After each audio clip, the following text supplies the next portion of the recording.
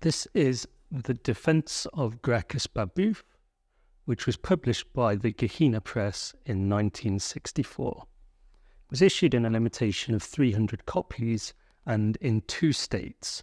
The first of those states is the one we see here, which has this navy blue leather quarter binding. The other state was in all respects identical, except that it used tan leather in place of the navy blue leather. And the book is presented in this Solander box, which is quite nicely bound in this smooth, tightly woven and natural coloured linen fabric. And then the spine is bound in this blue leather that we saw and is blocked in gilt with the title, the name of the press and the date. If we open that Solander box, inside we find that we have this full leather chemise, which is bound in the same leather as the quarter binding on the Solander box.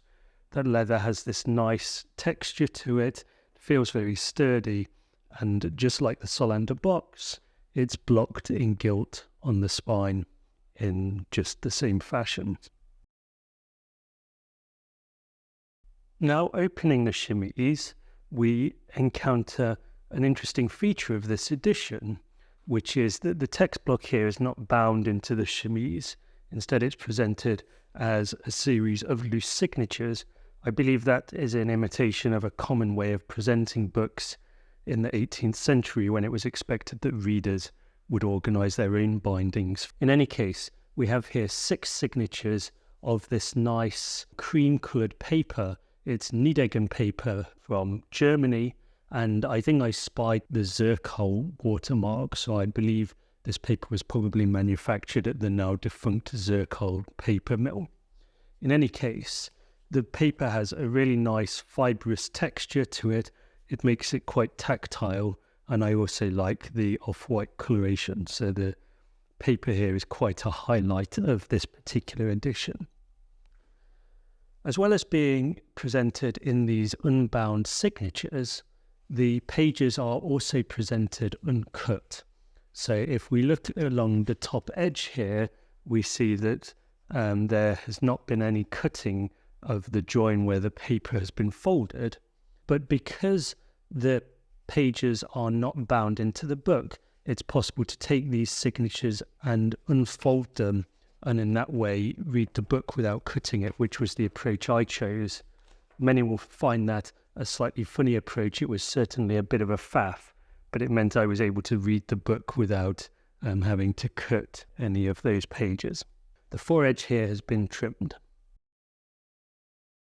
Now we open to the title spread, and we see that it was edited and translated by John Anthony Scott. A little bit more on that in a moment.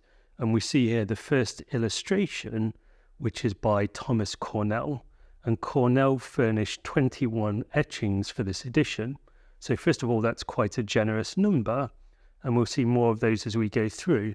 But let me immediately remark also that these etchings are very finely rendered. They almost look like a pencil sketch, and I think Cornell was justifiably famous as a portrait artist because these are very well rendered portraits indeed. And then we get into the book proper. So the text is set in Baskerville, and laid in as we go throughout the text, we have more of these illustrations by Cornell. We can see that the illustrations have all been signed by Cornell in pencil, and most, but oddly not all of them, are blind stamped with a caption identifying the figure in the portrait, and those are all prominent figures from the French Revolution. They're printed on this blue laid paper. Again, that's a highly tactile paper, and as I said of the frontispiece, the quality of the rendition and the printing of these etchings is really first rate. As I leaf through for a moment, let me comment on the text of the book. This is the transcript of Gracchus Babeuf's defense before the High Court. He was accused of treason against the revolution because he was using his newspaper, the People's Tribune, to advocate for an early form of communism and was implicated in the so-called conspiracy of the equals. And one of the things that makes this text quite interesting reading is that although it was written before the likes of Karl Marx and the development of communism as we would recognize it in its modern form, the book provides an early exposition of communist ideas, quite extreme communist ideas, I should say. But again, Gracchus Babeuf was writing at a very early time, and so it's interesting to see those ideas that would come in a certain way to fruition during the 20th century. The other thing to say is that the text is very erudite. It's clear that Babeuf read quite widely, even though he had no real formal education, and was very up to speed on the latest thinking in political philosophy. And John Anthony Scott has clearly done a great job with the translation, because Babeuf's text also translates into very beautifully crafted English, so it's a real pleasure to read. So as I said, we have 20 of these laid-in etchings by Cornell, as well as that frontispiece, so 21 images in total there. And then as we approach the end of the book, we find that we have, in addition to the transcript of Babeuf's defense, an essay by the editor and translator John Anthony Scott, which provides some background on who Babeuf was, why he'd been arrested, what were the circumstances surrounding his trial. I wish that this essay had been published at the front of the book, because for those like me who weren't deeply knowledgeable about the conspiracy of the equals, weren't familiar with the story of Babeuf, that would be very useful background context to help understand the defense itself. But the essay nevertheless is quite informative, and it was very useful to have that there.